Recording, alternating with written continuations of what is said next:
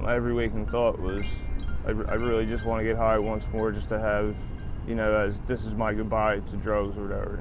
Are you mad at him? Of course, yeah.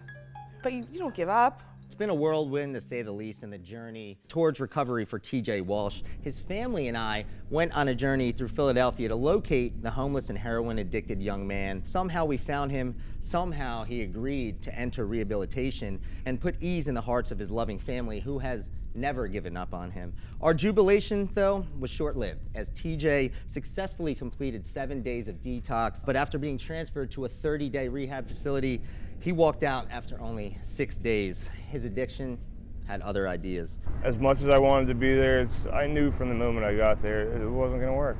Now, Christie Walsh, TJ's sister, has been with me for the entire journey. Her journey has been much longer. She loves her big brother, and all she wants is him back.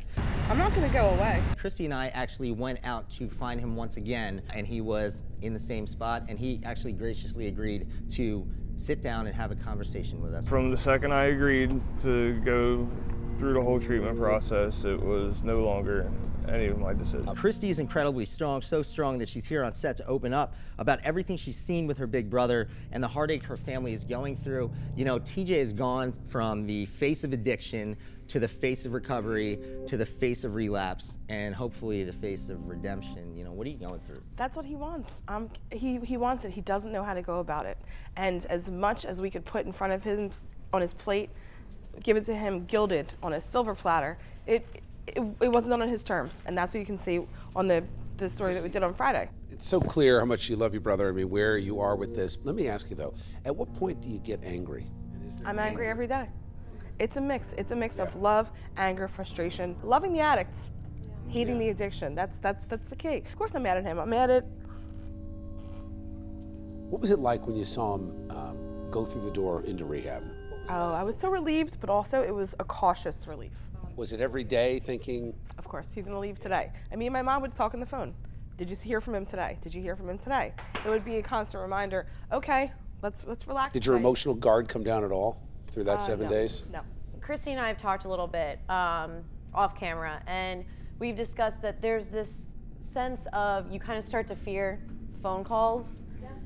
You get scared of more bad news coming in, and every time. So I understand the not getting too hopeful and being cautiously optimistic, because the phone rings or your mom texts you, hey, can we talk real quick? And your heart drops because you're like, what is happening now? Like, what is the next batch of bad news that I have to prepare for? If I would have been able to go get the last high like I wanted, but once I agreed to go away, it was, oh, well, we got him now. Basically in handcuffs, let's go to rehab. You could have said no at any time.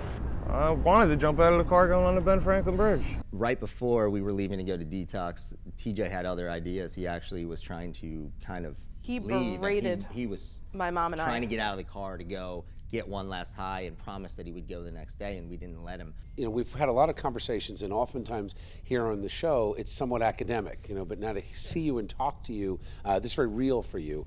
When we talk about what politicians are doing, et cetera, where is there a benefit for some of the politicians in the conversations about mandatory treatment, about really forcing people to go through 30, 60, 90 days, because they're not making rational thoughts when they're right off the drug, but 30, 40, 50, 60 days, they might.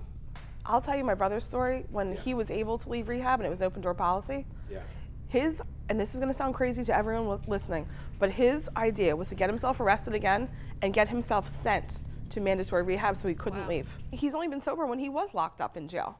That's the only time he did get sober. And he liked himself for that. He was very proud of that. Support continues to come in. Never give up on your brother.